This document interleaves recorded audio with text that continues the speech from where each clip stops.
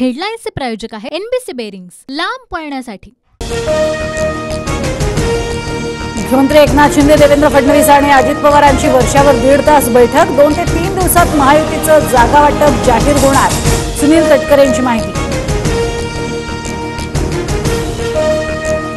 खासदार सुजय विखे आणि आमदार राम शिंदेमधील वाद मिटवण्यासाठी फडणवीसांच्या उपस्थितीत थोड्याच वेळात बैठक। मंत्री राधाकृष्ण विखे पाटील बैठकीला उपस्थित राहण्याची शक्यता।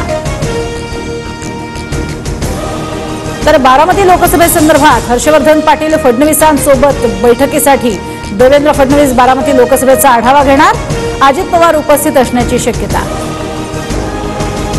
महादेव जानकर महायुतीतच, महायुतीकडनं रासपला लोकसभेची 1 जागा। महादेव जानकर परभणी लोकसभेतनं निवडणूक लढवण्याची शक्यता। शरद पवारांना धक्का, पवारांनी जानकरांना दिली होती माढा लोकसभेची ऑफर, तर शरद पवारांचे आभार, मात्र मी महायुतीसोबत कायम, जानकरांची प्रतिक्रिया। ज्योती मेटेंनी घेतली उपमुख्यमंत्री देवेंद्र फडणवीसांची भेट। ज्योती मेटे बीड लोकसभेसाठी इच्छुक। विदर्भात काँग्रेसला धक्का, आमदार राजू पारवेंचा शिवसेनेत प्रवेश, रामटेकमधनं लोकसभा लढवणार।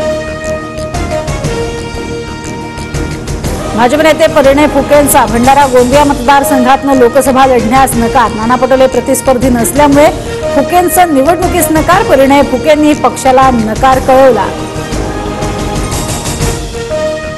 काँग्रेसकडनं चंद्रपूर लोकसभेसाठी प्रतिभा धानोरकरांना उमेदवारी। भाजपचे सुधीर मुनगंटीवार विरुद्ध प्रतिभा धानोरकर अशी लढत होणार। देवगिरीवर पार पडली अजित पवार गटाची बैठक। अजित पवार गटाचा 7 जागांचा आग्रह। बारामती, शिरूर, रायगडसह सातारा, धाराशिव, परभणी आणि गडचिरोलीची मोर्ची मागणी। 3 दिवसानंतर उदयनराजेंची अमित शहांसोबत दिल्लीत रात्री उशिरा बैठक। उमेदवारीबद्दल प्रतिक्रिया देण्यास मात्र उदयनराजेंचा नकार। अमरावतीतून बच्चू कडू उमेदवार देणार, नवनीत राणांचा पराभव करणार, बच्चू कडूंची प्रतिक्रिया। तर बच्चू कडूंना मुख्यमंत्र्यांनी 26 तारखेला बैठकीला बोलावलं।